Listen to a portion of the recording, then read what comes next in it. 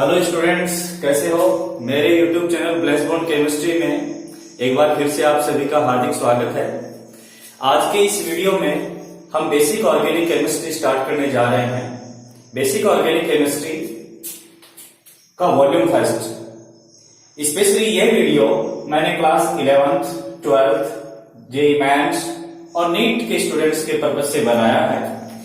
इस वीडियो के अंतर्गत आज हम कार्बनिक यौगिकों के नामकरण की सामान्य पद्धति, जिसे हम रूट पद्धति भी कहते हैं, कॉमन सिस्टम या फिर ट्रियल सिस्टम के बारे में चर्चा करेंगे। इस सिस्टम के अंतर्गत हम haloalkanes, aryl halides, alkyl halides, alkyl alcohols, glycols, aryl alcohol, alkyl alcohol, ethers, cyclic ether, aldehyde, ketones, carboxylic acid, amides, cyanides and also isocyanide जैसे कंपाउंड की नेमिंग करेंगे। स्टूडेंट्स, वीडियो को शुरू करने से पहले मेरा आप सभी से एक रिक्वेस्ट है कि यदि आपने अभी तक मेरे चैनल को सब्सक्राइब नहीं किया है तो प्लीज सब्सक्राइब कर लीजिएगा और घंटी के बेल आइकन को अवश्य दबाइएगा, ताकि मेरे जो लेटेस्ट वीडियो हैं वो आप तक समय पर पहुंचते रहें। तो लीजिए स्टूडेंट्स, स्टार्ट करते हैं।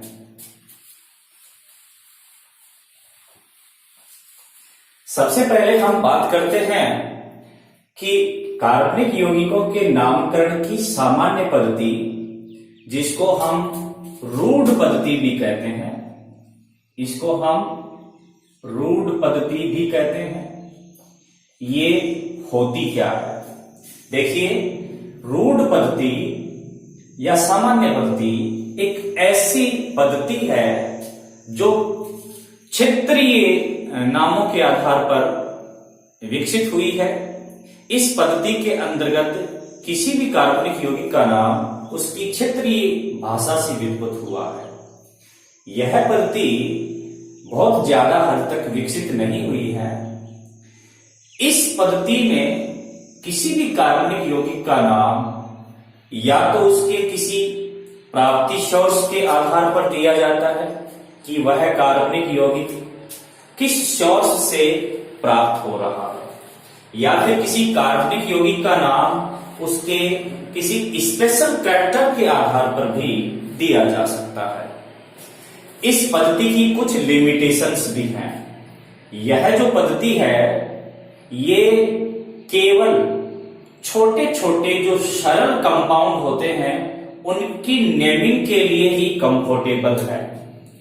यदि हम बात करें किसी ज्यादा लंबी हाइड्रोकार्बन चेन की, तो इस सिस्टम के अकॉर्डिंग उसकी नेमिंग नहीं की जा सकती है। मतलब सीधे तौर पर यूं कहा जा सकता है कि ये केवल सरल यौगिकों के लिए ही एक उपयुक्त विधि है। एक और बात, ये जो सिस्टम है जिसको हम ट्रिवियल सिस्टम या कॉमन सिस्टम कहते हैं, ये अनसिस्टमेटिक है, अव्यवस्थित है। इसलिए स्टूडेंट्स ये ख्याल रखिएगा कि आप जब भी कॉमन नेमिंग करें तो सिंपलेस्ट यौगिकों की कॉमन नेमिंग हम आसानी से कर लेते हैं, बट जटिल यौगिकों की इस सिस्टम के अकॉर्डिंग नहीं होती है। इस वीडियो में जो अभी थोड़ी देर पहले मैंने आपको बताया कि हम लगभग 10-15 प्रकार के जो कार्बनिक यौगिक हैं उनकी कॉमन नेमिंग के बारे में विस्तार से स्टडी करेंगे। उनमें सबसे पहले मैं बात कर लेता हूं हैलोएल्केन्स के बारे में। यह वीडियो क्लास 11th व क्लास 12th के स्टूडेंट्स के लिए तो बहुत ही इंपॉर्टेंट है ही, साथ ही साथ जो कॉम्पिटिटिव एग्जाम्स की तैयारी करते हैं उनके लिए भी बहुत इंपॉर्टेंट है। स्टूडेंट्स, 12th बोर्ड क्लास में जो बोर्ड पैटर्न के पेपर में क्वेश्चन पुटअप होता है उसमें IUPAC सिस्टमेटिक नोमेनकल्चर पूछा जाता है, बट जो कॉम्पिटिटिव एग्जाम्स होते हैं उनके अंदर सामान्य नामों को अधिक पूछा जाता है। इसलिए कंपटीशन एग्जाम्स की दृष्टि से भी यह वीडियो बहुत इंपॉर्टेंट है, तो ध्यान से देखिएगा। मैं पहले शुरुआत कर लेता हूं। नंबर 1, हैलोएल्केन्स। हैलोएल्केन्स क्या होते हैं स्टूडेंट्स? इसे समझने से पहले हमें एल्केन्स समझना है। एल्केन्स इस प्रकार के हाइड्रोकार्बन होते हैं जिनका कॉमन फॉर्मूला है CnH2n+2। इट मीन ये सैचुरेटेड हाइड्रोकार्बन होते हैं, संतृप्त हाइड्रोकार्बन होते हैं। इन एल्केन के अंदर जो कार्बन एटम होता है वो 4 सिंगल बॉन्ड से बॉन्डेड होता है। चारों के चारों बॉन्ड जो होंगे कार्बन के वो सिंगल बॉन्डेड होंगे। ऐसे एल्केन हाइड्रोकार्बन में H परमाणुओं का, हाइड्रोजन परमाणुओं का सब्स्टिट्यूशन कर देना है। किससे कर देना है? हैलोजन से। तो जैसे मेरे पास एक सरलतम एल्केन है मैथेन, यदि मैं इसकी रिएक्शन करवाता हूं किसी हैलोजन से तो रिएक्शन के फलस्वरूप यहां बनता है जैसे CH3X + HX। तो ये जो कंपाउंड प्राप्त हुआ मिथिल हैलाइड, ये एक तरीके का हैलोएल्केन है। यहां पर स्टूडेंट्स हैलोजन एटम्स की संख्या 1 है, लेकिन यदि यही कंपाउंड दोबारा से हैलोजन से रिएक्ट होगा तो इसमें हैलोजन की संख्या 2 भी हो सकती है, 3 भी हो सकती है, 4 भी हो सकती है। तो यदि हम हैलोएल्केन्स की बात करते हैं तो उनको अलग अलग कैटेगरीज में डिवाइड किया जा सकता है। किस बेसिस पर? नंबर ऑफ हैलोजन एटम्स के आधार पर। तो नंबर ऑफ हैलोजन एटम्स के आधार पर यदि हम इनको डिवाइड करते हैं तब एक ऐसा हैलोएल्केन जिसके अंदर X परमाणुओं की संख्या 1 होगी उसको हम बोलते हैं मोनो हैलोएल्केन। इसी मोनो हैलोएल्केन को सामान्य पद्धति में बोला जाता है एल्किल हैलाइड। इसी को बोला जाता है एल्किल हैलाइड। अब यदि आपको इसकी कॉमन नेमिंग करनी है, यानी मोनो हैलोएल्केन की कॉमन नेमिंग करनी है, तो इसके लिए एक सिंटैक्स है और ये सिंटैक्स क्या है? सबसे पहले तो हम प्रीफिक्सेज लगाएंगे, प्रीफिक्स लिख देंगे। प्रीफिक्स के बाद में हम लिखेंगे एल्किल वर्ड और उसके बाद में लिखेंगे हैलाइड। ये सिंटैक्स बनेगा। यहां पर जो प्रीफिक्स की बात की जा रही है यह आपका प्रीफिक्स हो सकता है एन, ये हो सकता है आइसो, ये हो सकता है नियो, ये हो सकता है सेकेंडरी, ये हो सकता है टर्शियरी। कुछ इस तरीके के ये प्रीफिक्सेज हो सकते हैं जो कि श्रृंखला जो है उसके आधार पर दिए जाते हैं। वो प्रीफिक्सेज यहां यूज हो सकते हैं। उसके बाद में जो हाइड्रोकार्बन की चैन है उससे एल्किल वर्ड की उत्पत्ति होगी और एंड में लगाया जाएगा हैलाइड। हैलोजन परमाणु कैसा है उस आधार पर ये हैलाइड लगाया जाएगा। यदि हमारा फ्लोरीन है तो फ्लोराइड, क्लोरीन है तो क्लोराइड और ब्रोमीन है तो ब्रोमाइड। इसी तरीके से आयोडीन यदि उपस्थित है तो यहां पर आयोडाइड आ जाएगा। जैसे एक उदाहरण के तौर पर मैं आपको बताऊं, मेरे पास एक कंपाउंड है CH3, CH2, CH2, CH2 और यहां मैं लिख देता हूं Cl, क्लोरीन। अब हमें सबसे पहले ये देखना है कि क्या ये एल्किल हैलाइड है?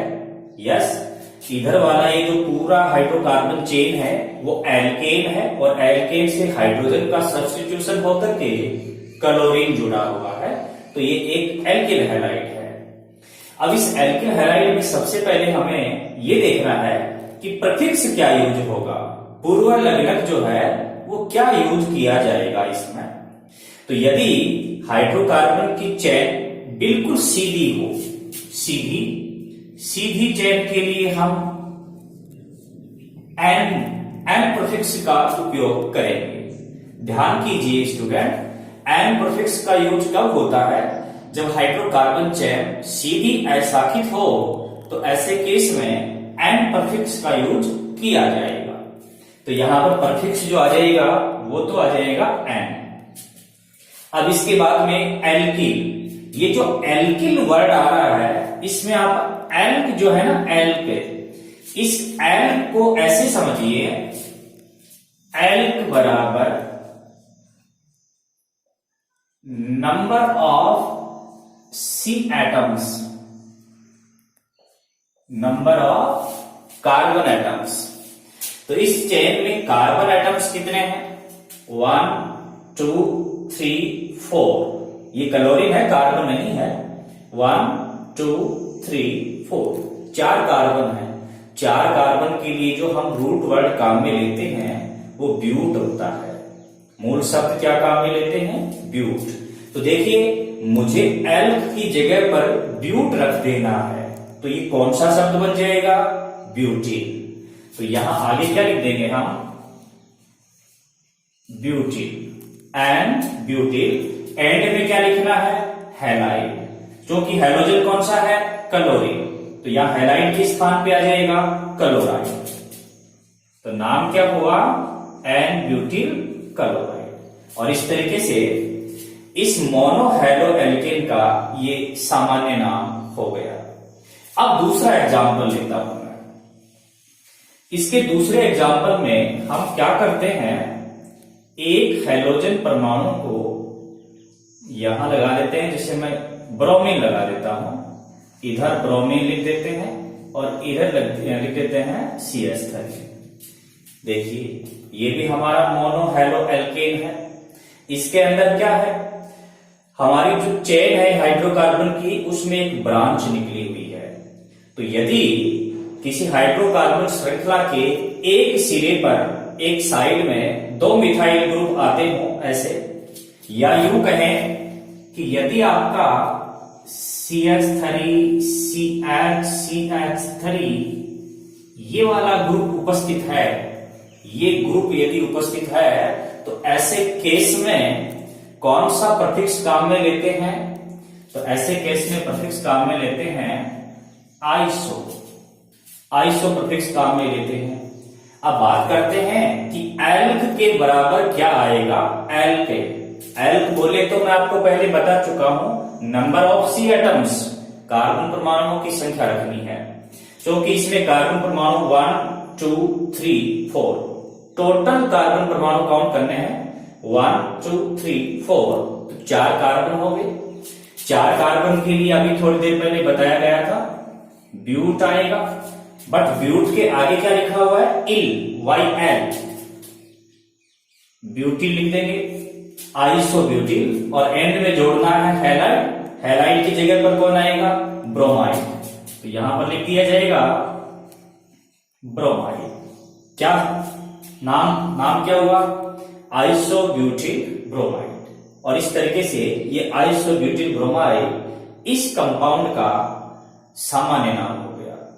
इसी तरीके से इसी कंपाउंड को यदि यहां से थोड़ा सा चेंज करके CH3 ग्रुप को यहां लगा दिया जाए, इस तरीके से लिख दिया जाए, तो इस केस में क्या होगा, कार्बन की संख्या तो वही 4 है, तो हमारा जो एल्क है, एल्किल, वो तो ब्यूटिल ही आएगा, लेकिन प्रीफिक्स क्या काम में लिया जाए, इन 5 प्रीफिक्स में से कौन सा प्रीफिक्स काम में लिया जाए, तो यहां पर सेकेंडरी प्रीफिक्स काम में लिया जाएगा, सेट। ये सेट कब इस्तेमाल करते हैं, जब आपका हाइड्रोजन परमाणु किसी ऐसे कार्बन से जुड़ा हो, हाइड्रोजन परमाणु ऐसे कार्बन से जुड़ा हो जो 2 अन्य कार्बन से जुड़ा हो। ऐसे केस में कौन सा प्रीफिक्स यूज होगा? सेट। तो मैं यहां लिख देता हूं set, set for secondary. Alkyl के स्थान पर कौन सा शब्द आएगा? वही 4 कार्बन के लिए ब्यूटिल, सेट ब्यूटिल। और हैलाइड की जगह पर कौन आएगा? ब्रोमाइड। तो कंपाउंड का नाम क्या होगा? सामान्य नाम सेट ब्यूटिल ब्रोमाइड। अब इसी कंपाउंड को थोड़ा सा और बदल के मैं इस तरीके से लिख देता हूं CH3 C, CH3 CH3 और Br, ऐसे लिख देता हूं। इस बार आप देखेंगे कि एक जो शिरा है इसमें 3 मेथिल ग्रुप लगे हुए हैं, 3 मिथाइल ग्रुप लगे हुए हैं, बट इधर आगे CH2 ग्रुप नहीं है। यदि किसी कंपाउंड में CH3 C, CH3 CH3 CH2 ये वाला ग्रुप हो, किसी भी कंपाउंड में श्रृंखला के एक सिरे पर इस तरीके का ग्रुप हो, ये 5 कार्बन का ग्रुप है, कम से कम 5 कार्बन का ऐसा ग्रुप हो, तो वहां पूर्व लग्नक के रूप में नियो शब्द का इस्तेमाल करते हैं। बट स्टूडेंट ये वाला ग्रुप यहां नहीं है, इसलिए यहां पर नियो प्रीफिक्स यूज नहीं हो सकता। तो ऐसे केस में क्या होगा? टर्ट यूज होगा। पता है क्यों? क्योंकि देखिए हमारा फंक्शनल ग्रुप हैलोजन, क्रियात्मक समूह हैलोजन, जिस कार्बन से जुड़ा हुआ है वो 3 अन्य कार्बन से जुड़ा हुआ है। ऐसे केस में टर्ट यूज करेंगे, टर्ट फॉर ट्रिशियरी। टर्ट, अब टोटल कार्बन एटम कितने हैं? 4 के लिए मूल शब्द क्या बनेगा? ब्यूट। तो यहां पर हो जाएगा टर्ट ब्यूटिल, और आगे हैलोजन कौन सा है? ब्रोमाइड। कंपाउंड की नेमिंग क्या हुई? Tert butyl bromide. इस तरीके से हम सामान्य नाम दे सकते हैं। ये कौन से कंपाउंड के हमने सामान्य नाम दिए हैं? ये हमने मोनो हैलो एल्केन के सामान्य नाम दिए हैं। याद रखिएगा मोनो हैलो एल्केन में प्रीफिक्सेज जो हैं ये हम इन 5 को यूज लेते हैं। एन कब लगाते हैं? जब श्रृंखला बिल्कुल सीधी हो, अशाखित हो, एन प्रीफिक्स यूज होगा। आइसो कब लगाते हैं? जब श्रृंखला के एक सिरे पर 2 मिथाइल ग्रुप हो, यानी ये वाला समूह हो। नियो कब लगाते हैं? जब श्रृंखला के एक सिरे पर 3 मिथाइल ग्रुप हो और कम से कम 5 कार्बन परमाणुओं का समूह हो, यानी ये वाला, तो हम नियो यूज करते हैं। सेकेंडरी कब लगाते हैं? जब हमारा फंक्शनल ग्रुप जैसे कि हैलोजन उस कार्बन से जुड़ा हुआ हो जो 2 अन्य कार्बन से जुड़ा हुआ है, तो ऐसे केस में सेकेंडरी प्रीफिक्स यूज लेंगे। टर्ट कब लगाते हैं? जैसे यहां हैलोजन परमाणु जिस कार्बन से जुड़ा है वो 3 अन्य कार्बन से जुड़ा हुआ है, ऐसे केस में टर्शियरी प्रीफिक्स का यूज करते हैं। तो ये तो बात थी मोनो हैलो एल्केन की। अब बात करते हैं डाई हैलो एल्केन की। डाई हैलो एल्केन में नाम से ही पता लगता है कि हैलोजन एटम्स की जो संख्या होगी वो 2 होगी। तो अब बात कर लेते हैं डाई हैलो एल्केन। इनके सामान्य नाम कैसे दिए जाएंगे? इनके सामान्य नाम कैसे दिए जाएंगे ये पढ़ने से पहले हमें इसके टाइप्स पढ़ने होंगे, क्योंकि इसमें 2 हैलोजन परमाणु तो होते हैं, बट होते कहां कहां हैं ये इनके टाइप्स में आएगा। तो देखिए, एक तो इसमें हैलोजन परमाणु होते हैं एक ही कार्बन पर दोनों हैलोजन। इन दिस केस इनको हम बोलते हैं gem. Gem di halo alkane. Gem di halo alkane में दोनों हैलोजन परमाणु एक ही कार्बन पर उपस्थित होते हैं। इसकी पहचान क्या हो जाएगी? दोनों एक्स एटम एक ही सी पर होते हैं। पहचान क्या हुई कि इस प्रकार के डाई हेलो एल्केन में जो दोनों हैलोजन होंगे वो एक ही कार्बन पर होंगे। ठीक है, तो ये डाई हेलो एल्केन हो जाएगा, जैम डाई हेलो एल्केन।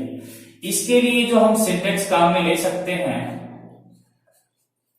वो कुछ इस तरीके से है। इसमें भी प्रफिक्सेज तो यूज होंगे ही होंगे। प्रफिक्सेज की जहां भी बात आएगी, मैं कौन से प्रफिक्स की बात कर रहा हूं? N, sec, tert, iso, neo, इनकी बात कर रहा हूं। तो इनमें से कोई एक इधर लिखा जाएगा। इसके बाद में क्या आएगा? इसके बाद में आएगा एल्काइलिडीन, एल्काइलिडीन, और उसके एंड में लिखा जाएगा डाइहैलाइड, एल्काइलिडीन, डाइहैलाइड। ये सिंटेक्स काम में लेंगे स्टूडेंट्स। प्रफिक्सेज लिख देंगे, एल्काइलिडीन, डीन वर्ड जोड़ा गया, एल्किल के आगे डीन जोड़ा गया है, और डाइहैलाइड एंड में लिखा जाएगा। इस तरीके से ये हम इसका सिंटेक्स काम में लेंगे। एक एग्जाम्पल लेते हैं जिसमें इस तरीके के डाइहैलो एल्केन की नेमिंग करते हैं। मान लीजिए मेरे पास एक कंपाउंड कुछ इस तरीके से है, CH3, CH2, CH2, CHCl2, ये हो गया। अब हम देख रहे हैं कि यहां पर जो दो क्लोरीन परमाणु हैं वो दोनों के दोनों एक ही कार्बन पर प्रेजेंट हैं। ऐसे केस में इसकी नेमिंग कैसे हो जाएगी? अब सबसे पहले तो ये देखिए इसमें प्रीफिक्स क्या आ सकता है। तो प्रीफिक्स यहां पर आएगा एन, क्योंकि कंपाउंड की जो चेन है अशाखित और सीधी है, इसलिए यहां पर मैं लिख दूंगा एन। अब रूट वर्ड क्या बनेगा? 1 2 3 4, 4 कार्बन है। 4 कार्बन को क्या बोलते हैं? तो हम यहां जो एल्क वर्ड आ रहा है, एल्क, एल्क बराबर जहां भी बात होगी नंबर ऑफ सी एटम्स, तो यहां पर नंबर ऑफ सी एटम्स कितने हैं? 4। 4 के लिए रूट वर्ड क्या आता है? ब्यूट। यहां पर क्या लिख दिया जाएगा? ब्यूट लिख दिया जाएगा। आगे क्या है? Ylidene, butylidene and butylidene. फिर आगे क्या लिख देंगे? Di chloride, di chloride. इस तरीके से ये इसका सामान्य नाम हो जाएगा। इसी तरीके से दूसरे नंबर पर जो डाइहैलो एल्केन है नंबर 2 वाला, उसको हम बोलते हैं, उसको मूलाब कहते हैं। मूलाब। इसका एक और नाम है सन्निध, और इसको विष या विसिनल भी कहते हैं। डाइहैलो एल्केन, ये सारे एक ही नाम है। मूलाब कह दीजिए, सन्निध कह दीजिए, या विसिनल कह दीजिए, डाइहैलो एल्केन। हैलोजन की संख्या यहां भी 2 ही होती है, बट डिफरेंस क्या है? डिफरेंस यह है कि दोनों हैलोजन इस बार पास पास के निकटवर्ती किन्हीं 2 कार्बन परमाणु पर प्रेजेंट होंगे। तो इनके लिए जो सिंटेक्स बनेगा वो क्या हो जाएगा? तो यहां पर प्रीफिक्स लिख देंगे। प्रीफिक्स लिख देने के बाद में हम लिखेंगे एल्काइलिन, एल्काइलिन, और उसके एंड में लिख देंगे डाई हैलाइड। चूंकि हैलोजन की संख्या 2 है तो डाई हैलाइड लिखते हैं। ये सिंटेक्स हो जाएगा। किसके लिए होगा ये विसिनल हैलाइड्स का सिंटेक्स हो जाएगा। इस तरीके से नाम बनाना है अपने को। अब जैसे एक कंपाउंड ले लेते हैं जो विसिनल का एग्जांपल हो, CH3 CH2 CH3 Cl CH2 और Cl, ये कंपाउंड है। इस कंपाउंड को थोड़ा ध्यान से देखेंगे तो हम ये पाएंगे कि 2 हैलोजन परमाणु हैं, क्लोरीन है, तो दोनों पास पास के कार्बन पे अटैच हैं, तो ये डाई हैलाइड तो अवश्य है। कौन सा डाई हैलाइड है? विसिनल, जिसको आप मूलाभ या सन्निध भी कह सकते हैं। लेकिन चूंकि बात करें श्रृंखला की, तो श्रृंखला के एक सिरे पर 2 मिथाइल ग्रुप है, तो प्रीफिक्स कौन सा आएगा इस बार? आइसो। तो यहां पर इसकी नेमिंग करते समय प्रीफिक्स लगाएंगे आइसो। रूट वर्ड आएगा bute, butylene, iso butylene di chloride, di chloride. इस तरीके से इस कंपाउंड की ये कॉमन नेमिंग हो गई। अब इसके बाद में बात करते हैं कि डाई हैलाइड जो तीसरी कैटेगरी होती है, तीसरी कैटेगरी कौन सी होती है? तो तीसरी कैटेगरी को हम बोलते हैं alpha omega di halide. Di halide की तीसरी कैटेगरी है alpha omega di halide, alpha omega di halide. ये जो तीसरी कैटेगरी है, इसमें हैलोजन तो 2 ही होते हैं, बट हैलोजन परमाणुओं की पोजीशन कहां होती है? श्रृंखला के दोनों सिरों पर। जैसे मैं पहले इसके लिए एक सिंटेक्स लिख देता हूं कि इसका नाम कैसे देंगे। इसमें न्यूमेरिक प्रीफिक्सेज का इस्तेमाल होगा। वो क्या क्या हो सकता है? डाई हो सकता है, ट्राई हो सकता है, टेट्रा हो सकता है, डॉट डॉट डॉट डॉट, ये इस्तेमाल होगी। ये प्रीफिक्सेज है। ये क्या है? न्यूमेरिक प्रीफिक्स है, ये प्रीफिक्स है। इसके बाद में आएगा मेथिलीन,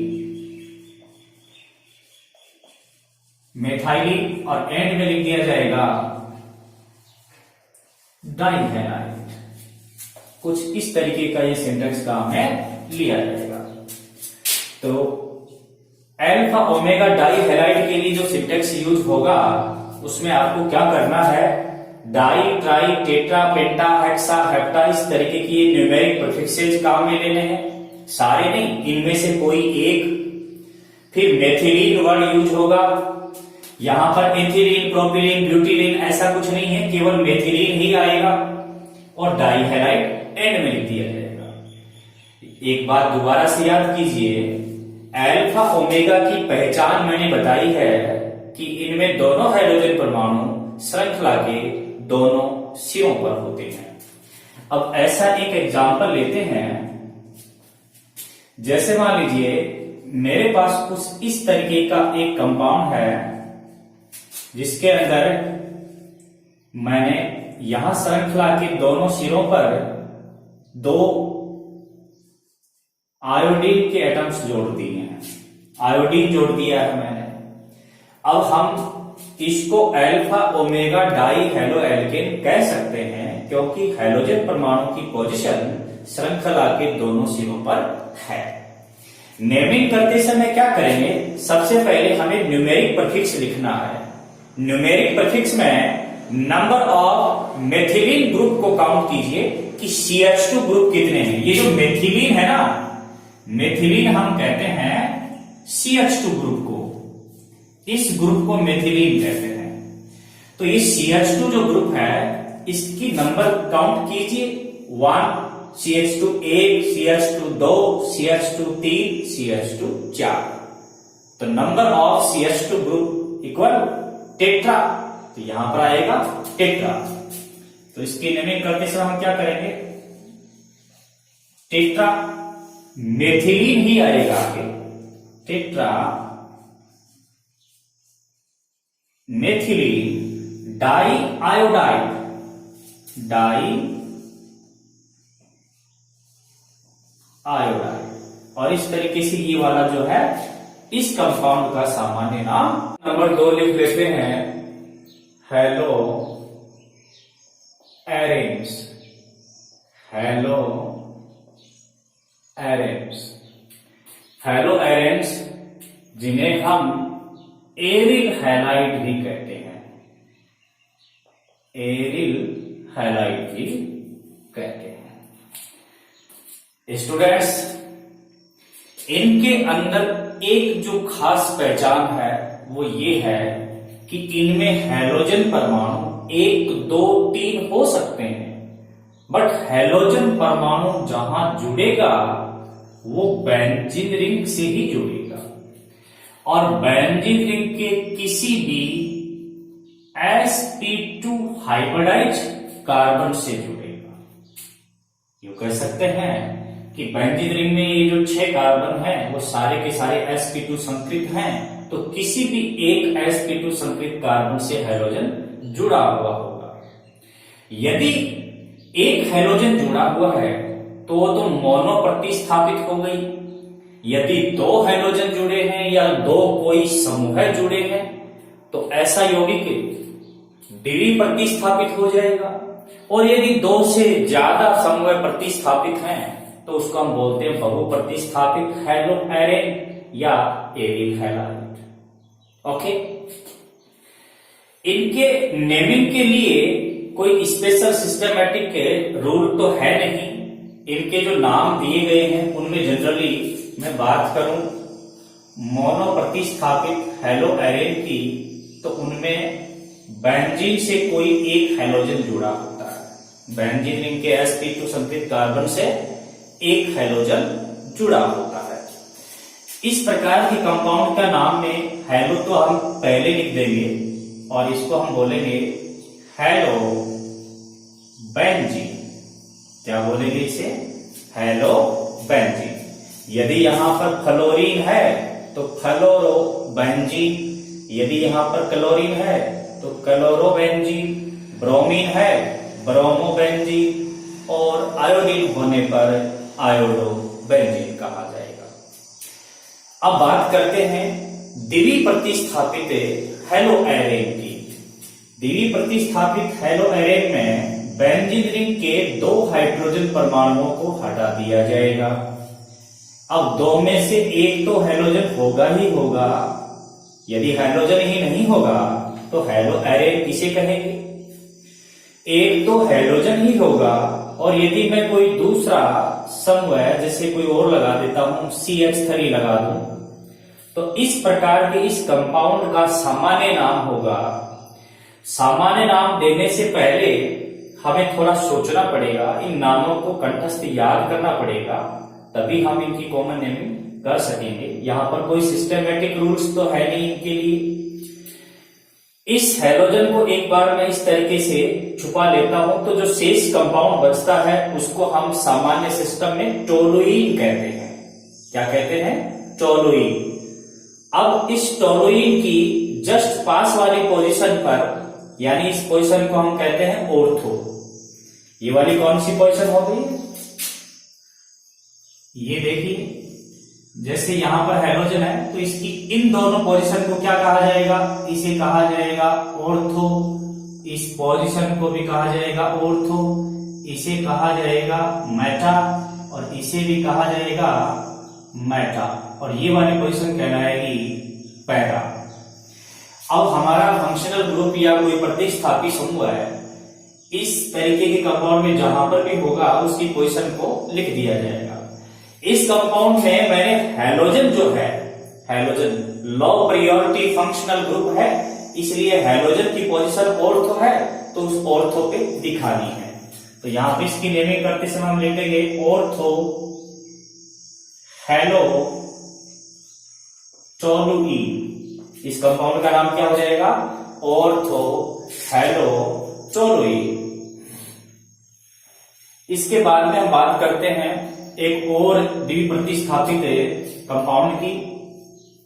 इसमें देखिए, मैं इस बार इस CH3 की जगह पर ले लेता हूं C2H5 और यहां पर लगा देता हूं मान लीजिए क्लोरीन। अब इस कंपाउंड का ये द्विप्रतिस्थापित हेलो एरेन है, इसका सामान्य नाम क्या हो? क्योंकि इस बार जो दोनों समूह आए हैं, इसमें ये वाला समूह बेंजीन रिंग के साथ मिलकर के कोई स्पेशल नेमिंग तो होती नहीं है, इसलिए दोनों ही समूह को पूर्व लग्न के रूप में पहले लिख देंगे अल्फाबेटिक ऑर्डर के अकॉर्डिंग। देखिए, इथाइल स्टार्ट फ्रॉम, ये एथिल समूह है स्टूडेंट, एथिल समूह जिसे हम ऐसे लिख सकते हैं CH2CH3।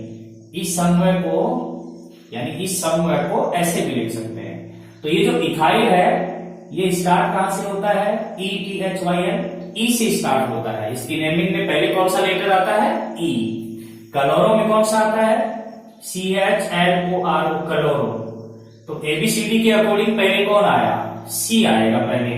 तो पहले मुझे क्लोरो को लिखना है, बट क्लोरो की पोजीशन कौन सी है? जस्ट पास वाली। जस्ट पास वाली पोजीशन को कहते हैं ऑर्थो। तो यहां पे इसका नाम हो जाएगा ऑर्थो क्लोरो। ऑर्थो क्लोरो लिख दिया। अब इसके बाद में क्या लिखेंगे? इथाइल भी लिखेंगे, इथाइल ETHYL एथिल, और उसके बाद में आ जाएगा बेंजीन। इस तरीके से लिख देंगे। इसी तरीके का एक और कंपाउंड है,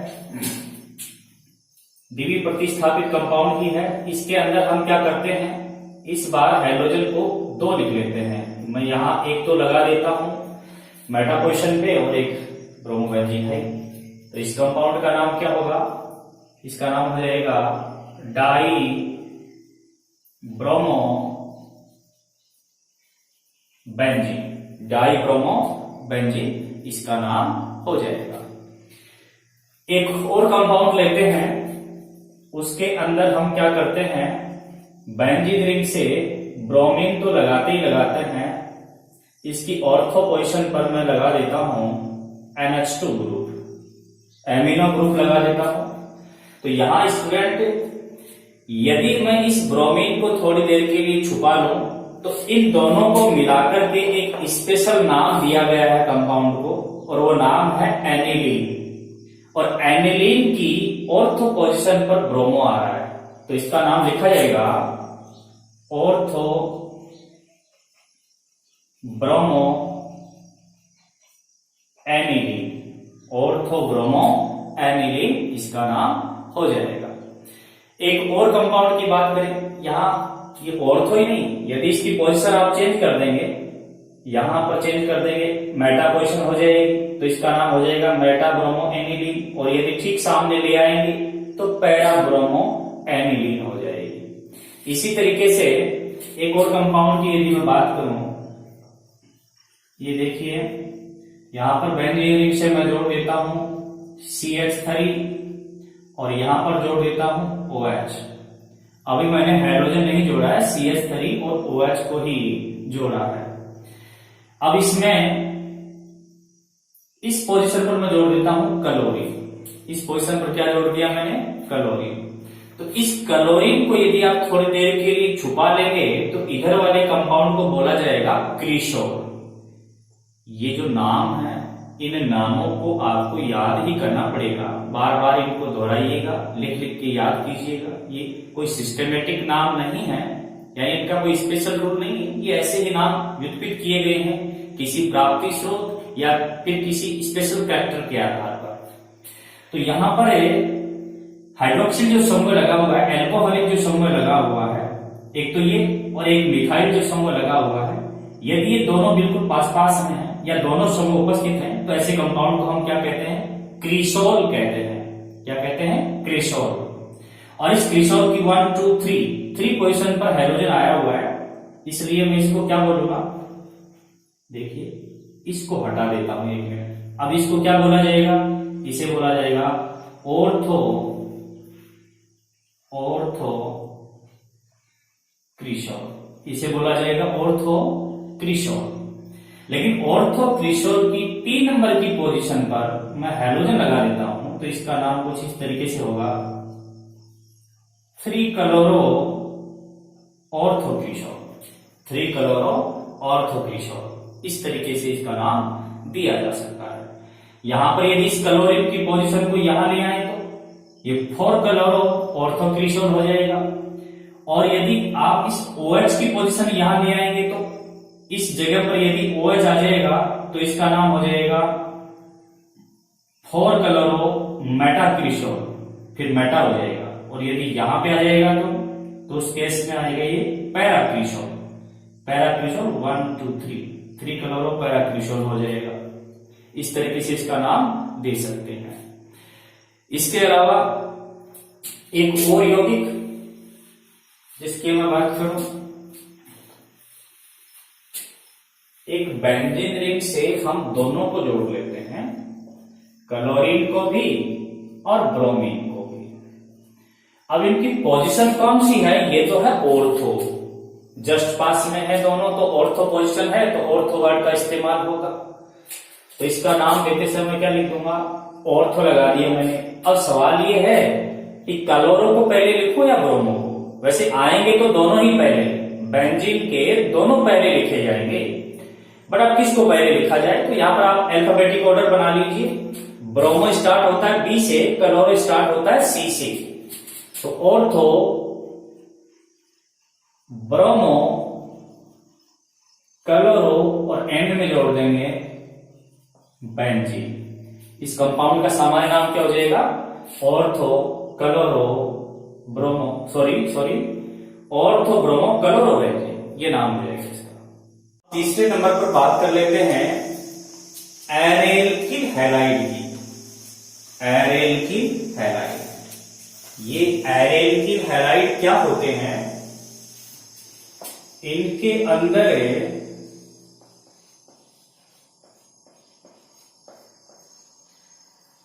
एरेल्किल हैलाइड, इनके अंदर हैलोजन परमाणु जो है वो बेंजीन रिंग से डायरेक्ट नहीं जुड़ा हुआ होता है। हैलोजन परमाणु बेंजीन रिंग के पास में कोई और हाइड्रोकार्बन चेन है, यहां पर उसमें एक कार्बन हो सकता है, 2 3 5 10 कितने भी हो, यानी पार्श्व श्रृंखला प्रेजेंट होती है, और उस पार्श्व श्रृंखला से हमारा हाइड्रोजन जुड़ा हुआ होता है, तो उसको हम बोलते हैं एरेल्किल हैलाइड। यहां पर ये एल्किल ग्रुप होता है, एल्किल ग्रुप, और एल्किल ग्रुप एरिल ग्रुप से जुड़ा हुआ है, तो aryl group plus alkyl group दोनों मिला के क्या बनते हैं, एरेल्किल ग्रुप, और एरेल्किल में पार्श्व श्रृंखला से हाइड्रोजन जुड़ा रहता है। इस प्रकार के एरेल्किल हैलाइड में सामान्य नाम कैसे दिए जाएंगे, तो इसके लिए भी कुछ एग्जांपल्स मैं लेता हूं।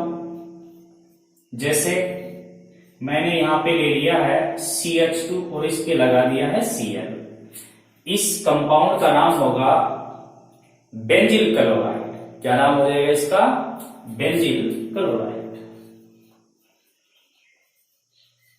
Benzyl chloride. इस इतने से ग्रुप को क्या कहते हैं, बेंजिल कहते हैं। यदि यहां पे OH आ जाएगा तो ये हो जाएगा बेंजिल अल्कोहल। अभी क्लोरीन है तो बेंजिल क्लोराइड, ब्रोमीन आएगा तो बेंजिल ब्रोमाइड, इस तरीके से ये बेंजिल ग्रुप होता है। इतने से ग्रुप को बोलते हैं बेंजिल ग्रुप। अब इसमें एक और हाइड्रोजन को सब्स्टिट्यूट करके इसी कंपाउंड को मैं इस तरीके से लिख दूं CHCl2। इस बार क्या हुआ, इस बार इस कंपाउंड में 2 हाइड्रोजन हटा करके 2 क्लोरीन जोड़े गए हैं, तो इस कंपाउंड का नाम हो जाएगा, सामान्य नाम बेंजल, इसे बोला जाएगा बेंजल क्लोराइड, बेंजल क्लोराइड या बेंजल डाई क्लोराइड भी बोल सकते हैं। इसी ग्रुप में यदि मैं इस हाइड्रोजन को और हटा देता हूं और तीनों के तीनों ही क्लोरीन जोड़ देता हूं, तो इस कंपाउंड का नाम हो जाएगा benzo tri chloride, benzo tri chloride इस कंपाउंड का नाम हो जाएगा। एक और कंपाउंड के बारे में हम सोचते हैं, उसमें क्या करते हैं, यहां पर इथाइल ग्रुप लगा के और उसके अंदर मैं क्लोरीन जोड़ देता हूं ऐसे। इस कंपाउंड का क्या नाम होना चाहिए? तो इसको हम बोलेंगे 2-फेन-एथिल। 2-फेन-एथिल क्यों बोलेंगे? देखिए, इस कार्बन को 1 नंबर देंगे तो इस कार्बन को नंबर देना पड़ेगा 2। यह हमारा फंक्शनल ग्रुप है, लो पीरियोडिक फंक्शनल ग्रुप। इस कार्बन को 1 नंबर देंगे, इस कार्बन को 2 नंबर देंगे, तो 2 नंबर पे हमारा ये पूरा का पूरा जो फेनिल समूह है, ये फेनिल समूह प्रतिस्थापी माना जाएगा। तो फेनिल ग्रुप कितने नंबर के कार्बन पे अटैच है? 2 नंबर के कार्बन पे अटैच है। तो इसे हम बोलेंगे 2-फेन-एथिल, फेन-एथिलेट क्लोराइड। इसका सामान्य नाम हो गया 2-फेन-एथिलेट क्लोराइड। इसी कंपाउंड को थोड़ा सा कन्वर्ट करते हुए यदि मैं इस तरीके से लिख दूं, इस कंपाउंड को इस तरीके से लिख दिया जाए कि ये जो CH2 ग्रुप है इसको CH3 के रूप में यहां लगा देता हूं और यहां पे जोड़ देता हूं क्लोरीन। ये देखिए, इस बार इसका नाम क्या हो जाएगा? फेन-एथिल। तो इस बार भी आएगा, केवल चेंज क्या हुआ है? पोजीशन चेंज हो गई इसकी, फेनिल समूह की। हाइड्रोजन के जस्ट पास वाले कार्बन को हम 1 नंबर देंगे और दूसरे कार्बन को 2 नंबर देंगे, तो ये हमारा लो पीरियोडिक फंक्शनल ग्रुप है और ये प्रतिस्थापी समूह का काम करेगा। प्रतिस्थापी समूह फेनिल कितने नंबर के कार्बन से जुड़ा हुआ है? 1 नंबर के कार्बन से। तो इस कंपाउंड की कॉमन नेमिंग में हम 1 नंबर लगा के लिखेंगे 1-फेन-एथिलेट और उसके बाद में लगा देंगे क्लोराइड, 1-फेन-एथिलेट क्लोराइड। ये इसका नाम हो जाएगा। अब इसके बाद में बात करते हैं एल्किल अल्कोहल की। नंबर 4 पे बात करते हैं alkyl alcohol. Alkyl alcohol, alkyl group, alkyl halide में भी हम लोगों ने स्टडी किया था, बस उसमें हाइड्रोजन की जगह पे इस बार क्या लगाना है? अल्कोहलिक ग्रुप OH जोड़ देना है। यानी कि इनके अंदर ROH से इनको रिप्रेजेंट कर सकते हैं, ROH से, जहां R कौन सा ग्रुप है? एल्किल ग्रुप है। तो इनके लिए एक सिंटेक्स काम में ले सकते हैं, वही जो पहले लिखे थे। क्या इसमें हमारे प्रीफिक्सेज होंगे? प्रीफिक्सेज कौन से काम में आएंगे? यहां पर एन सेट का डाइसोनियो, इनमें से कोई एक, फिर यहां पर आएगा एल्किल और एंड में जोड़ेंगे अल्कोहल। ये सिंटेक्स काम में लिया जा सकता है। इसके एक एग्जाम्पल की बात करें तो इसके एक एग्जाम्पल में मैं कंपाउंड ले लेता हूं CH3CH3OH। इसका सामान्य नाम क्या होगा? तो देखिए, ये वाला कंपाउंड जो है इसमें श्रृंखला के एक सिरे पर 2 मिथाइल है, तो ग्रुप कौन सा हो गया? आइसोप्रोपिल। आइसोप्रोपिल ग्रुप हो गया। तो प्रफिक्स तो कौन सा आ गया? प्रफिक्स आ गया आइसो। एल्किल की जगह पर क्या लिख देंगे? Propyl, isopropyl. और एल्कोहल एंड में जोड़ना ही है, तो इस कंपाउंड का सामान्य नाम हो गया आइसोप्रोपिल अल्कोहल।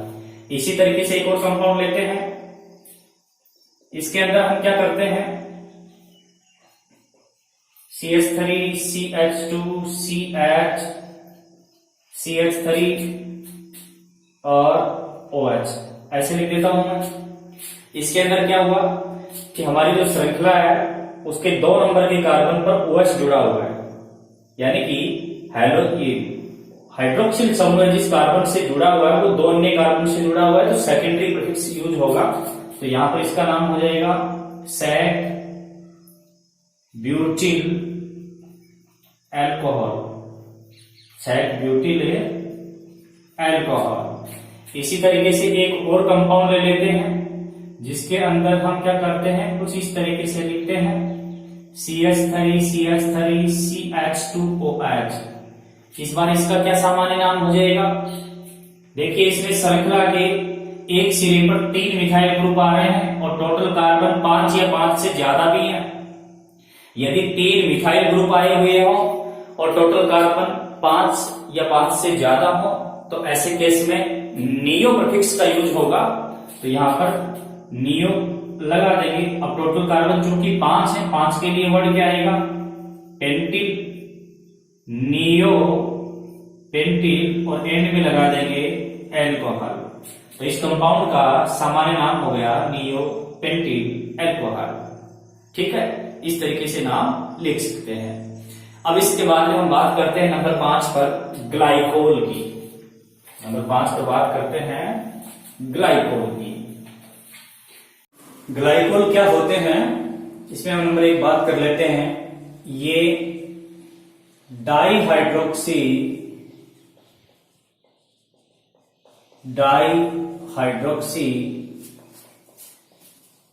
एल्कोहल होते हैं।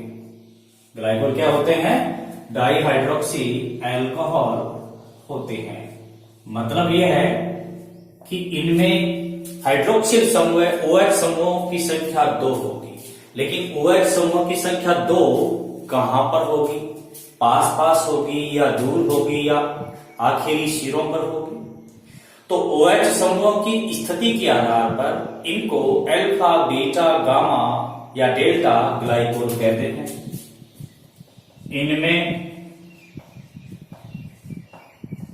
OH समूह की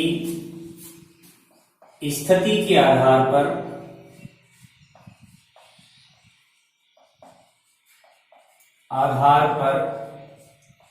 इन्हें अल्फा, बीटा, गामा, डेल्टा आदि कहा जाता है। मतलब क्या हुआ भाई, मतलब ये हुआ कि जैसे मेरे पास ये कार्बन परमाणुओं की कोई एक चेन है, लंबी चेन है, इसमें 2 OH समूह यदि मैं पास पास ही लगा देता हूं ऐसे, अब ये जस्ट पास है तो एक ये वाला कार्बन जो इससे जस्ट आगे वाला कार्बन जो है इसको इसके लिए अल्फा कहा जाएगा। तो ये तो हो गया अल्फा ग्लाइकोल।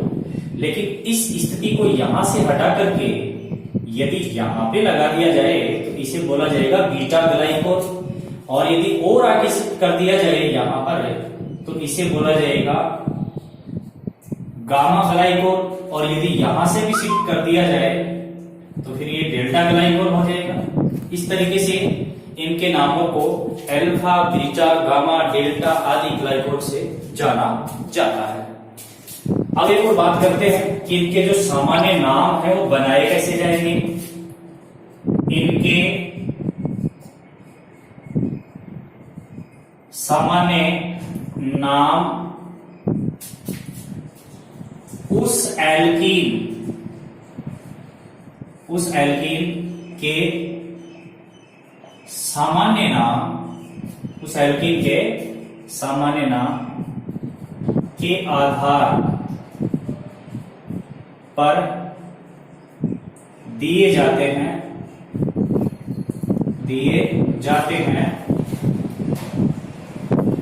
जिससे या जिसके हाइड्रोक्सिलीकरण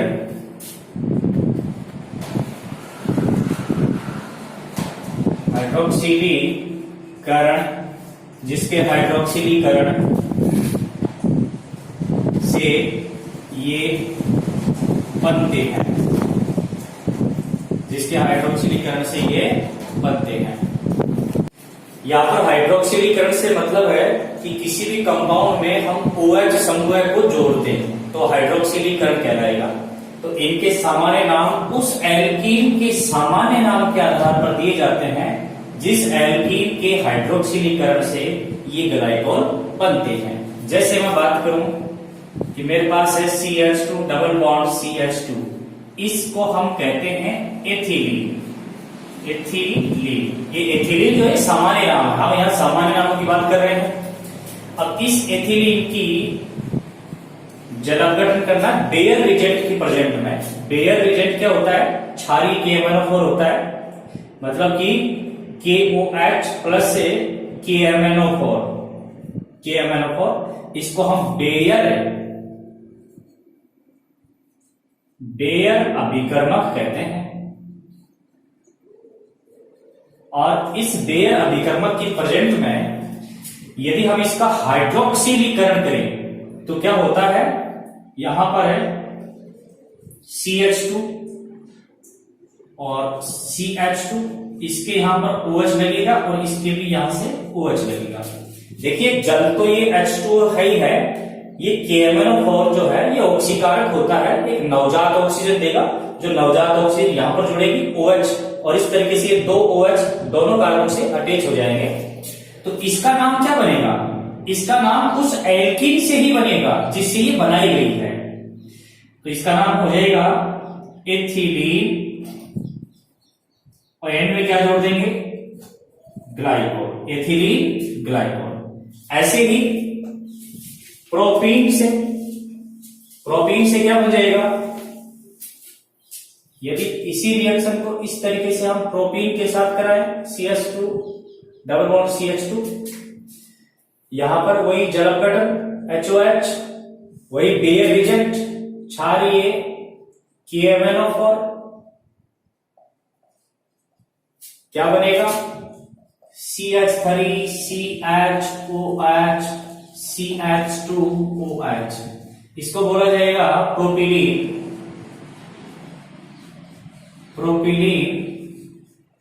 ग्लाइकोल। तो ये था स्टूडेंट ग्लाइकोल के सामान्य नामों के बारे में। अब हम इसके बाद में बात कर लेते हैं एरिल एल्कोहल की। नंबर 6 पे हम बात करेंगे एरिल एल्कोहल की।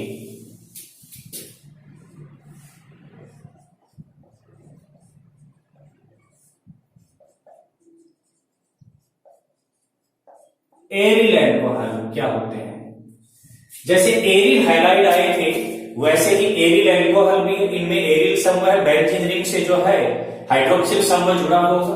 इसमें सबसे सरलतम जो एरिल एल्कोहल की हम बात करें तो यहां पर बेंजीन रिंग के sp2 संकरित कार्बन से OH समूह को जोड़ देते हैं, तो ये क्या बन जाएगा?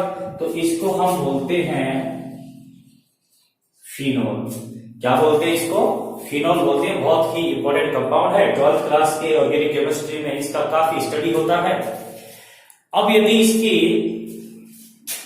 ऑर्थो पोजीशन पर या पैरा मेटा किसी पोजीशन पर इस फिनोल के मैं CH3 लगा देता हूं तो इस कंपाउंड को क्या बोलेंगे? तो इसका सामान्य नाम हो जाएगा, जो कि ऑर्थो पे लगा हुआ है तो इसका नाम हो जाएगा ऑर्थोक्रिसोल।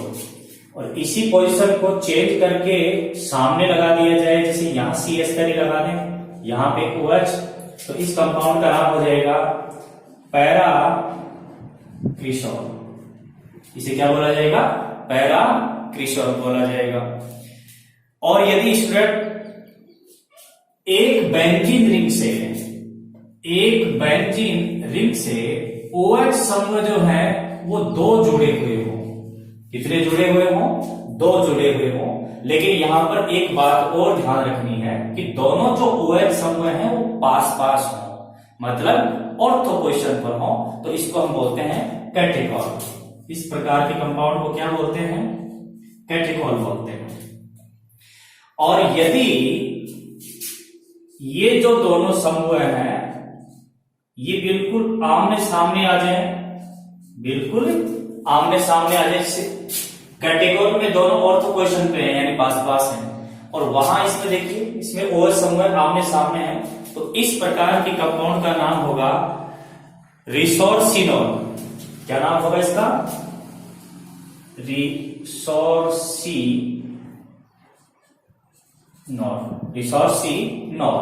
ये नाम हो जाएगा। सॉरी, रिसोर्सिनोल नहीं होगा, क्विनोल नाम होगा, क्विनोल। क्विनॉल, रिसोर्सिनॉल मेटा पोजीशन होती है, या मेटा पोजीशन पे आएगा तो इसको क्या बोला जाएगा, रिसोर्सिनॉल बोला जाएगा। तो इस तरीके से ये एरिल अल्कोहल थे, इनके नामों को आपको बार बार लिख करके थोड़ा याद कर लेना है। अब इसके बाद में हम बात करते हैं एल्किल अल्कोहल की। नंबर 7 पे बात कर लेते हैं एल्किल अल्कोहल।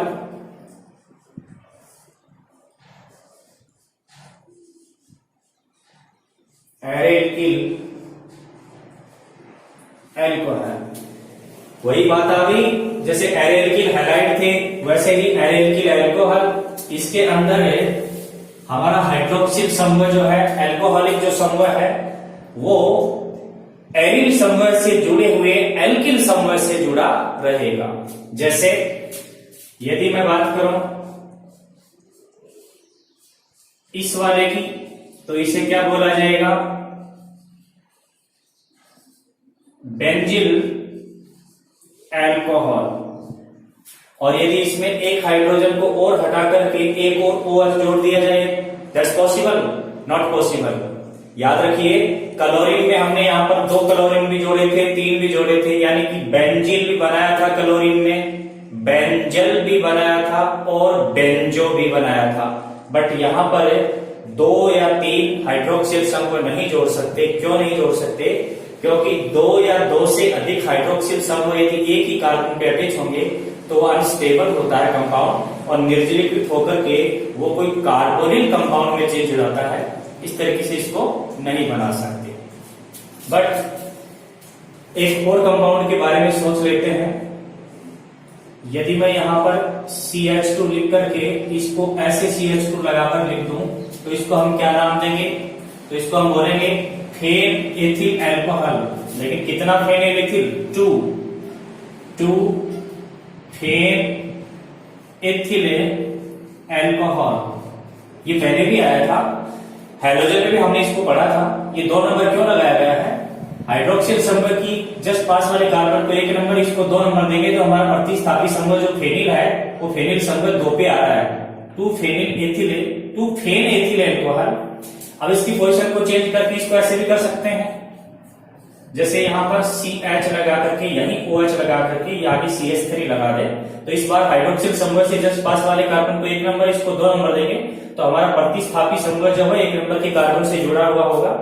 ऐसे केस में इसका नाम हो जाएगा 1 फेन एथिल अल्कोहल। 1 फेन एथिल अल्कोहल हो जाएगा। इस तरीके से इनका नाम दे सकते हैं। अब इसके बाद में हम 8 नंबर ईथर के बारे में।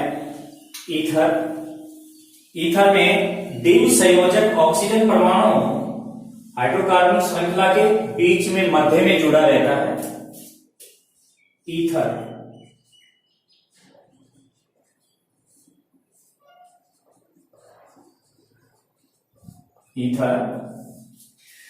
चूंकि ये ईथर जो है इसमें हाइड्रोकार्बन श्रृंखला के बीच में कहां है, तो समिति के आधार पर ईथर 2 प्रकार के हो जाएंगे।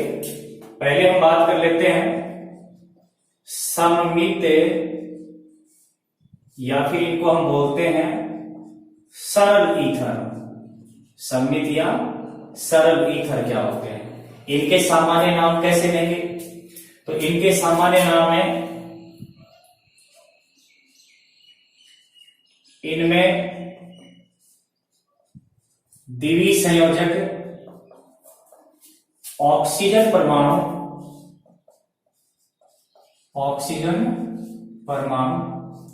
से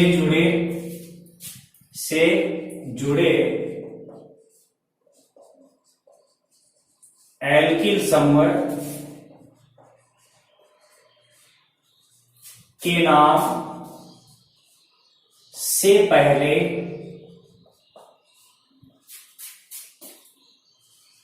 डाई लगाकर अंत में ईथर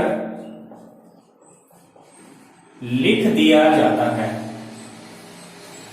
इनका सामान्य नाम कैसे देंगे?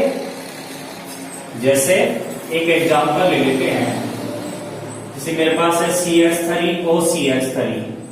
अब आप इसको सममित क्यों बोल सकते हैं? सममित इसलिए बोल सकते हैं कि हमारा जो द्विसंयोजक ऑक्सीजन परमाणु है, इसके दोनों साइड में जो हाइड्रोकार्बन है वो एक जैसे लग रहे हैं, एक जैसे समान है।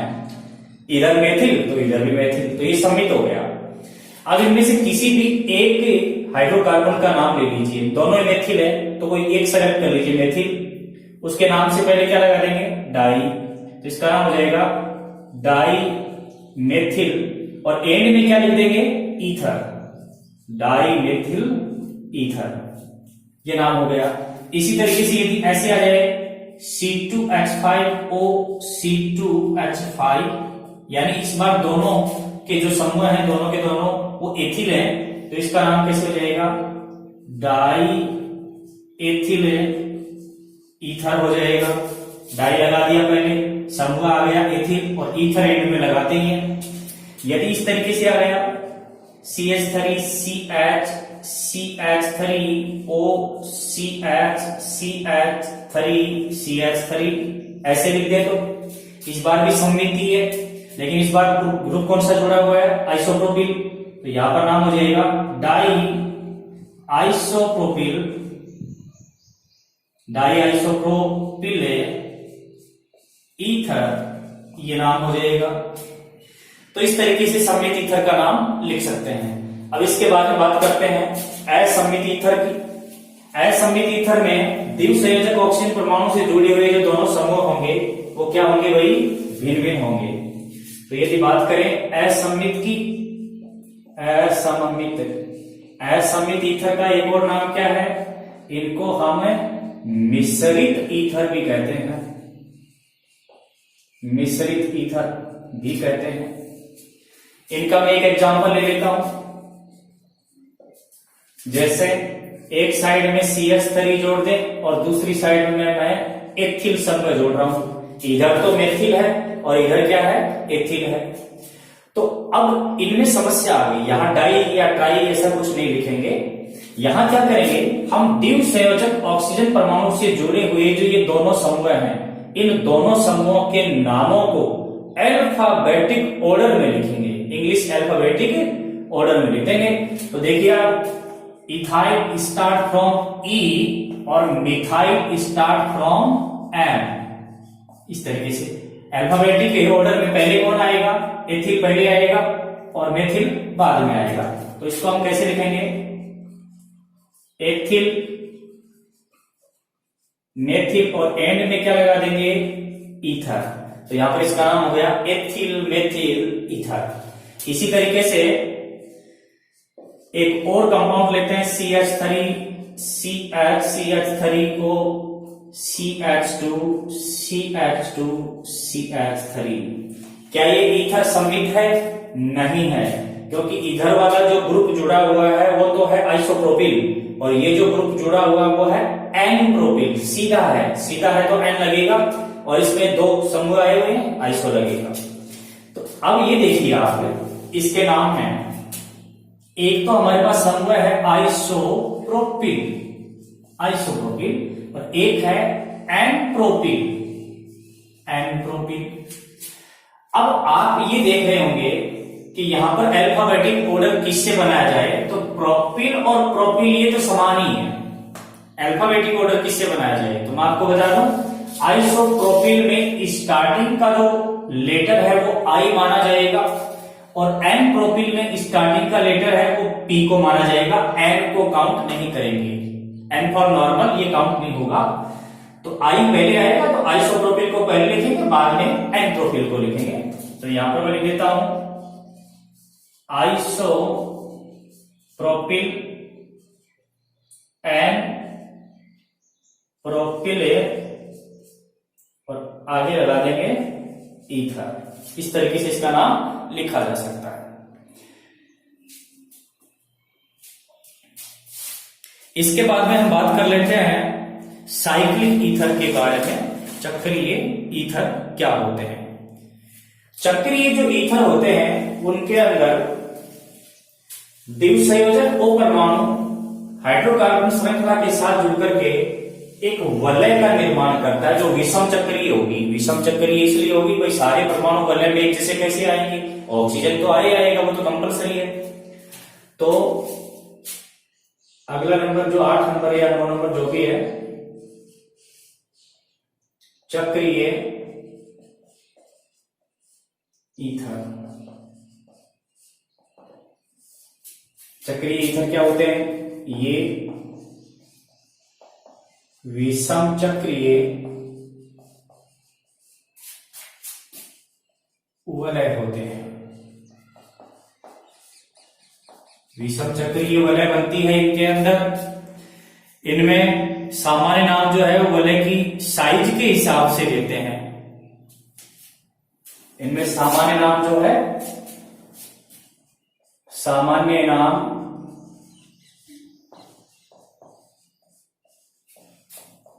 वलय की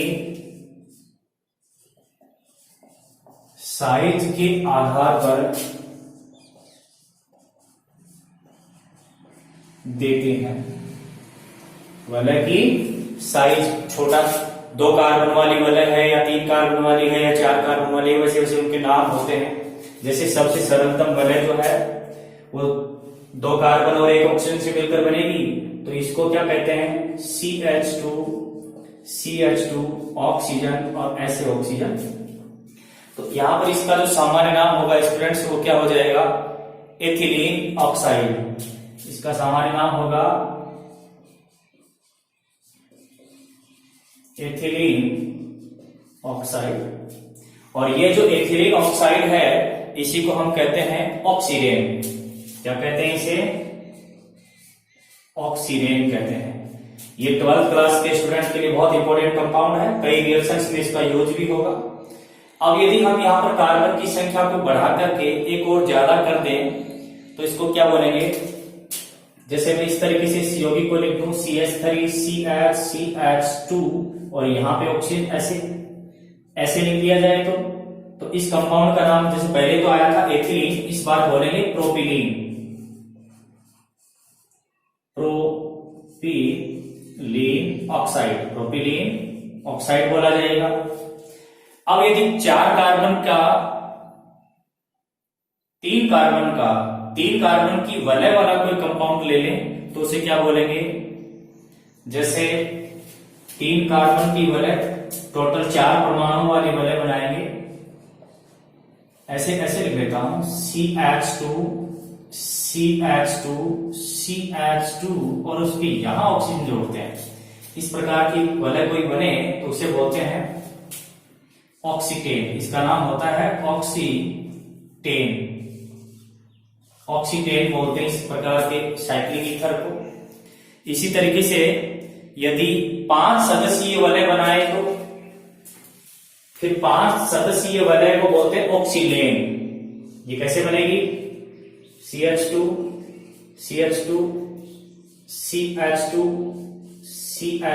और ये इसको THF बोलते हैं। THF बोले तो टेट्रा हाइड्रोफ्यूरेन भी बोलते हैं, इसे ऑक्सीलेन भी बोलते हैं।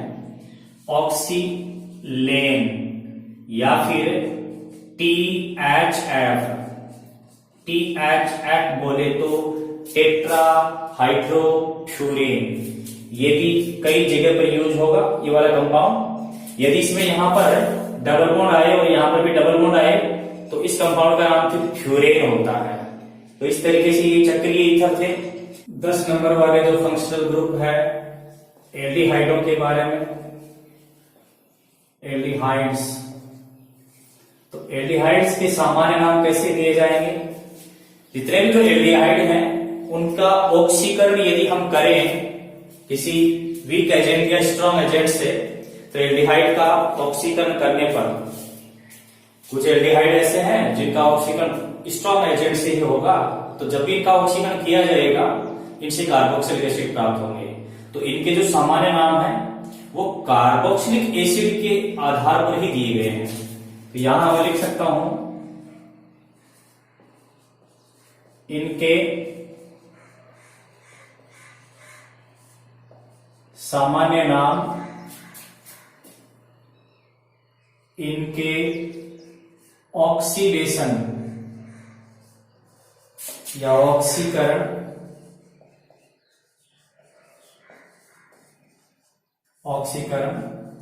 से प्राप्त कार्बोक्सिलिक एसिड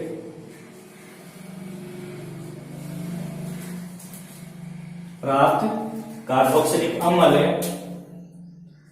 के अंत में से एक अम्ल हटाकर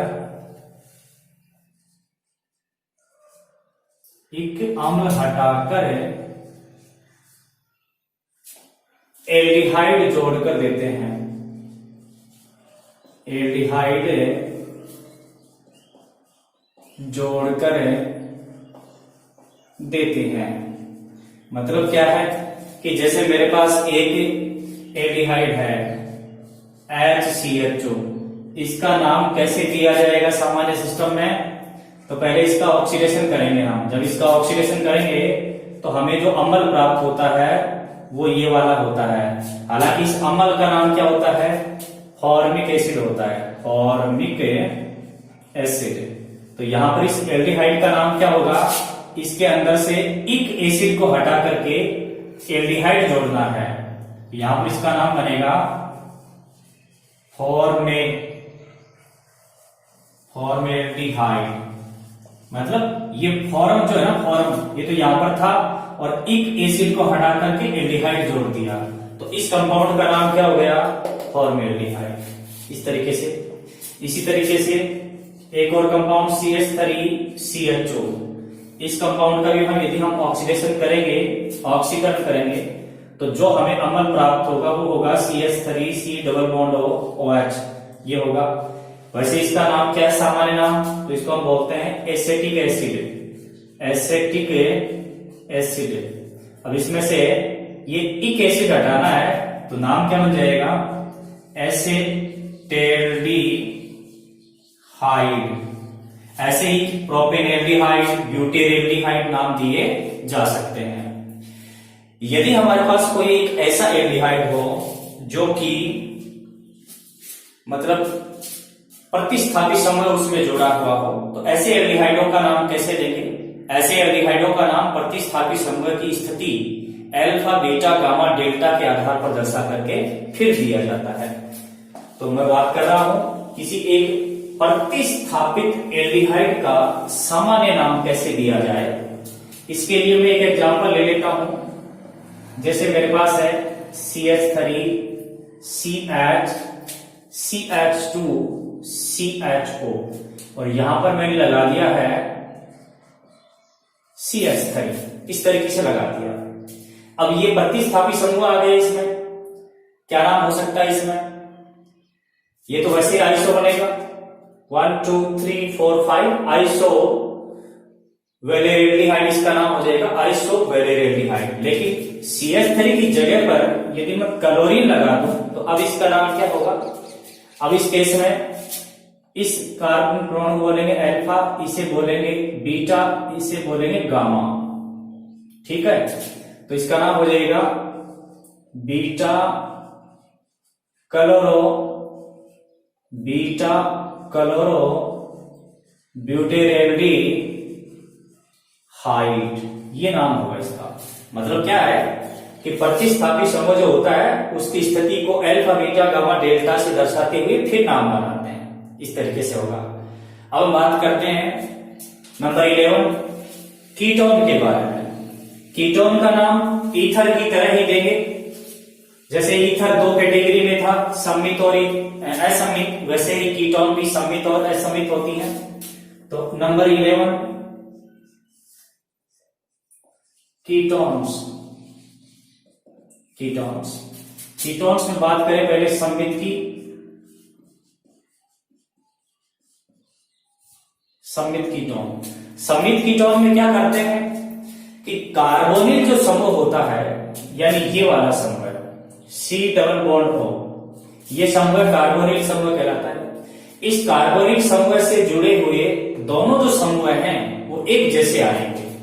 जैसे मैं इधर CH3 और इधर भी लिख दूं CH3, अब इसका क्या नाम होगा? तो यहां पर एक समूह का नाम लिख लें और उससे पहले लगा दें डाई, और फिर एंड में क्या लगा देंगे? कीटोन। तो यहां पर इसका नाम क्या हो जाएगा? इस कंपाउंड का नाम हो जाएगा डाई मेथिल कीटोन। क्या नाम हो जाएगा इसका? Di methyl ketone. और इसी डाई मेथिल कीटोन को बोलते हैं एसीटोन। एसीटोन बोलते हैं। और इस एसीटोन को वर्तमान में IUPAC नेम में भी एक्सेप्ट कर लिया गया है। इसी तरीके का कोई और कंपाउंड है जैसे कि CH3 CH2 C double bond O, ये आइसोप्रोपिल ग्रुप लगा दिया मैंने, और इधर भी क्या लगा देंगे? आइसोप्रोपिल ग्रुप लगा देंगे। अब इस कंपाउंड का क्या नाम होना चाहिए?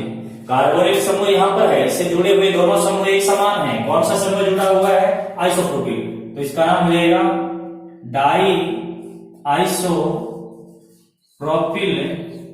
कीटोन। डाई आइसोप्रोपिल कीटोन, ये नाम हो जाएगा। अब इसके बाद में बात करते हैं बी, असमित कीटोन की। असमित कीटोन। असमित कीटोन में क्या होगा कि कार्बोनिल समूह से जुड़े हुए जो दोनों समूह होंगे वो अलग अलग होंगे। जैसे ये हमारा कार्बोनिल समूह है, इस कार्बोनिल समूह से इधर जैसे मिथाइल जुड़ा हुआ है और इधर जोड़ दिया इथाइल, तो ये दोनों ग्रुप अलग अलग हो गए। और अलग अलग ग्रुप की केस में वही अल्फाबेटिक ऑर्डर बनाएंगे। Ethyl start from E, methyl start from M. E पहले आएगा, एम बाद में आएगा। तो इसका नाम क्या हो जाएगा? एथिल मेथिल, और एंड में क्या लिख देंगे? कीटोन। Ethyl methyl ketone. इस तरीके से कीटोन का नाम हो जाएगा। अब बात कर लेते हैं नंबर 12 है कार्बोक्सिलिक एसिड की। कार्बोक्सिलिक एसिडों के सामान्य जो नाम है वो कैसे दिए गए हैं? तो जितने भी जो कार्बोक्सिलिक एसिड हैं उनके जो जनरल नेम है, सामान्य नाम या ट्रिवियल नेम, वो दिए गए हैं उनके प्राप्ति स्रोत के आधार पर। कार्बोक्सिलिक एसिड, कार्बोक्सिलिक एसिड का जो नाम है सामान्य नाम, वो उनके सोर्सेज के आधार पे दिया गया है। जैसे कि अपन बात कर लेंगे एग्जाम्पल की। देखिए हमारे पास ये जो कार्बोक्सिलिक एसिड है ये कहां से प्राप्त हुआ? ये प्राप्त होता है ग्रीक भाषा में फॉर्मिका यानी चींटी। फॉर्मिका मतलब कि चींटी से प्राप्त। किससे प्राप्त हुआ? ये चींटी से प्राप्त हुआ। चींटी को बोलते हैं इन ग्रीक लैंग्वेज फॉर्मिका, इसलिए इस एसिड का नाम क्या पड़ गया? Formic acid. एसिड का नाम क्या हो गया? फॉर्मिक एसिड हो गया। ऐसे ही एक और अम्ल देखिए CH3COOH, ये कहां से प्राप्त हुआ? तो इसका सोर्स क्या है? एसेटम है इसका सोर्स। एसेटम जिसको हम बोलते हैं सिरका से प्राप्त है, सिरका से प्राप्त है, इसलिए इसका नाम क्या पड़ गया? एसेटम से बन गया एसेटिक एसिड। Acetic acid. इसी तरीके से 3 कार्बन वाला जो आता है CH3 CH2 COOH, ये जो कार्बोक्सिलिक अम्ल है ये वसा में सबसे पहले प्राप्त हुआ था। तो इसका नाम पड़ा हुआ है प्रोटॉन प्लस प्रोटॉन। प्रोटॉन यहां वो नाभिक वाला प्रोटॉन नहीं है। प्रोटॉन का अर्थ होता है सबसे पहले, और पियोन मतलब वसा। ऐसी वसा, इसको मैं ऐसे लिख सकता हूं प्रथम वसा होने के कारण से इसका नाम क्या पड़ गया? प्रोपियोनिक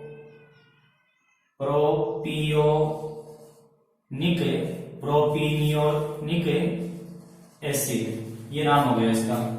ऐसे ही 4 कार्बन वाला CH3 CH2 CH2 COOH, ये कहां से प्राप्त हुआ? बटर से।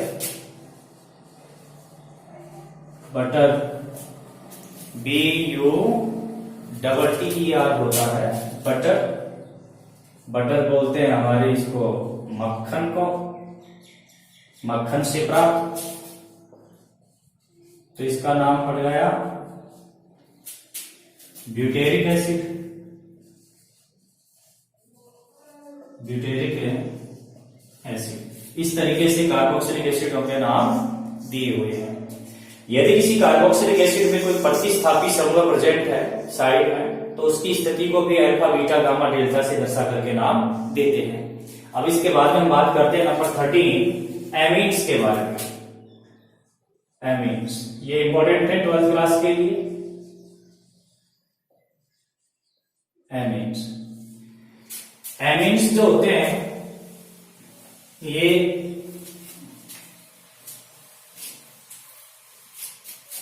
एल्किल एमीन की हम बात कर रहे हैं। एल्किल एमीन के बारे में सबसे पहले मैं आपको इनकी डिग्री समझा देता हूं। देखिए इनका जो ग्रुप होता है फंक्शनल ग्रुप वो NH2 होता है। NH2, यदि इस NH2 में यानी अमोनिया में से एक हाइड्रोजन ही हटता है तो इसको हम बोलते हैं 1 डिग्री एमीन। यदि इसके अंदर से 2 हाइड्रोजन हट जाएंगे ऐसे तो इसको हम बोलेंगे 2 डिग्री एमीन। और यदि इसके अंदर से ये तीनों हाइड्रोजन हटेंगे, केवल नाइट्रोजन ही बचेगा तो इसे बोला जाएगा 3 डिग्री एमीन। तो ये होते हैं 1 डिग्री, 2 डिग्री और 3 डिग्री। मतलब क्या है कि यदि अमोनिया NH3 में से एक हाइड्रोजन ही हटेगा तो ये 1 डिग्री एमीन, 2 हाइड्रोजन हट जाएंगे 2 डिग्री, और तीनों के तीनों हाइड्रोजन ही हट जाएंगे तो ये हो जाएगा 3 डिग्री एमीन। सामान्य पद्धति में एलिफेटिक एमीन को एल्किल एमीन भी कहते हैं। क्या कहते हैं इनको? एल्किल एमीन भी कहते हैं। और 2 डिग्री और 3 डिग्री एमीन में समान एल्किल समूह यदि होते हैं तो उनके पहले डाई लगा देते हैं। जैसे इनके कुछ एग्जांपल्स की बात कर लेते हैं। जैसे मैंने लिखा CH3NH2, तो अब इसका नाम क्या होगा? इसका नाम होगा मेथिल एमीन। मेथिल एमीन, मैंने बताया इनका नाम क्या है? Alkyl amine. तो एल्किल की जगह पर कौन आ गया? Methyl, methyl amine. इसी तरीके से एक और एग्जांपल की बात करें, यहां मैं लिख देता हूं CH3NH2। इसे क्या बोल सकते हैं? इसे बोलेंगे आइसोप्रोपिल एमीन। ये दोनों के दोनों 1 डिग्री थे। ये कैसा था? ये भी 1 डिग्री था और ये भी 1 डिग्री था। अब 2 डिग्री की बात करते हैं। ये दोनों के दोनों 1 डिग्री थे। अब 2 डिग्री की बात करते हैं। यहां 2 डिग्री लिखता हूं मैं। CH3NH, ये वाला है। इसका क्या नाम होगा? तो देखिए दोनों समूह क्या है? एक जैसे हैं। जब दोनों समूह एक जैसे हैं तो इसके नाम में क्या लिखेंगे? डाई लगा देंगे। डाई मेथिल एमीन, इस तरीके से लिख देंगे। यदि ये आ जाए ऐसे CH3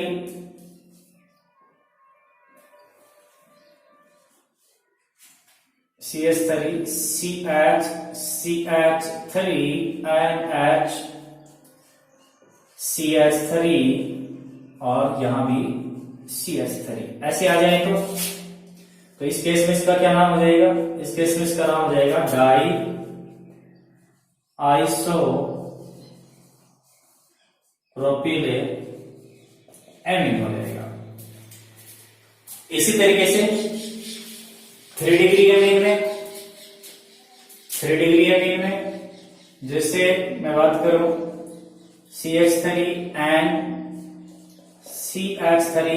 और इधर भी आ गया मान लीजिए CH3, इसका क्या नाम होगा?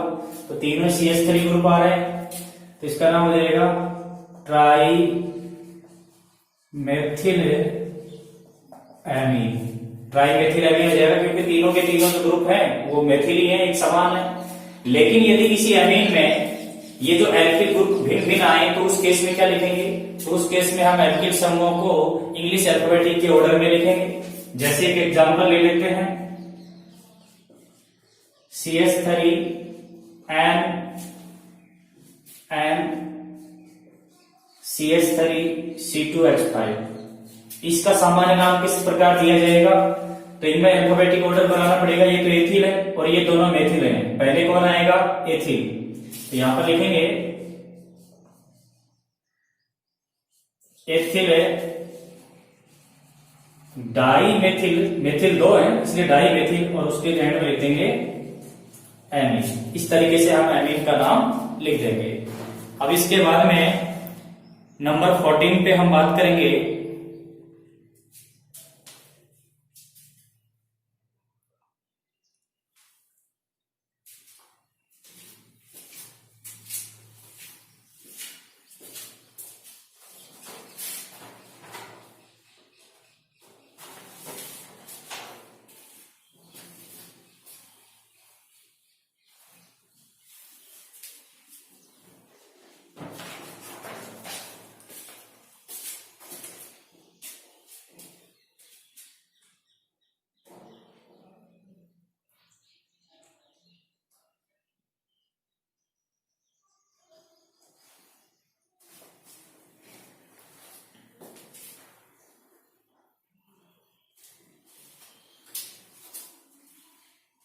इसके बाद में नंबर 14 पर हम बात करेंगे साइनाइड की।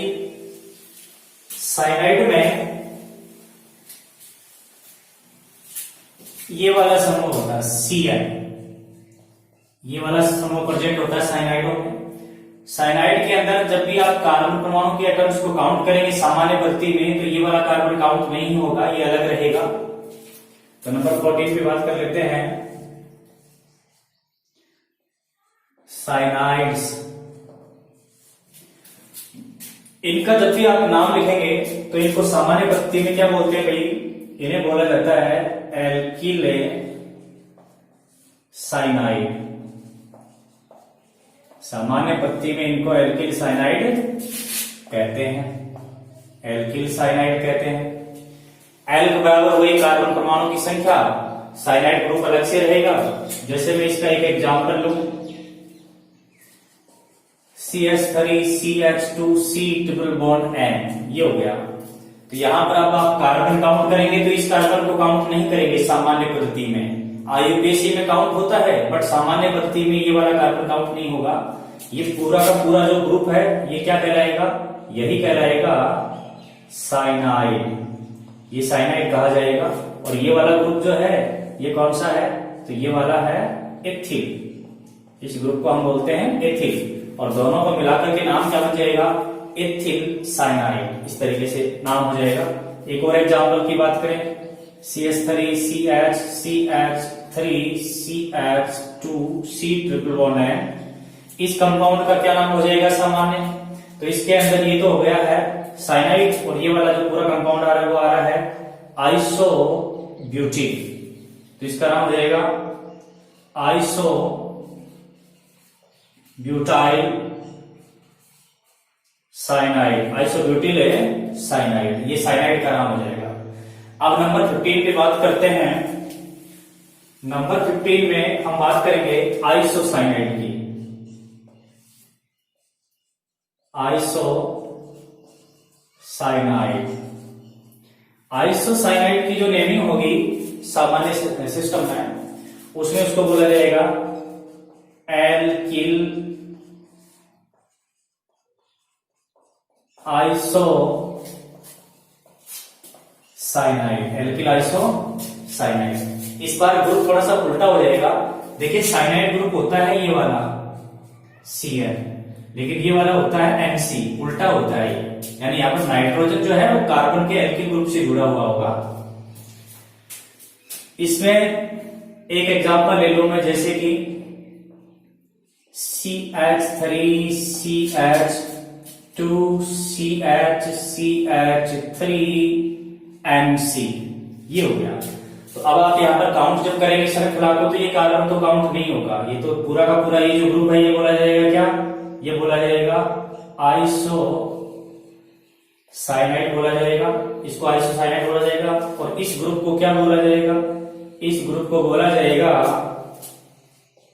सैक ब्यूटिल बोला जाएगा, क्योंकि भाई 4 कार्बन है और आइसोसाइनाइड ग्रुप जिस कार्बन से जुड़ा है वो 2 अन्य कार्बन से जुड़ा है, तो ये सैक ब्यूटिल हो गया, सैक ब्यूटिल। और आगे आ जाएगा आइसोसाइनाइड, सैक ब्यूटिल आइसोसाइनाइड, इस तरीके से इसका नाम दे सकते हैं। तो आज के लिए इतना ही स्टूडेंट्स। इन सारे फंक्शनल ग्रुप के जो हमने सामान्य पद्धति में नाम जो लिखे हैं, इनको एक बार अपने नोटबुक में दोहरा लीजिएगा। और यदि आपको ये वीडियो पसंद आया हो तो इस चैनल को लाइक कीजिए, सब्सक्राइब कीजिए और शेयर कीजिए।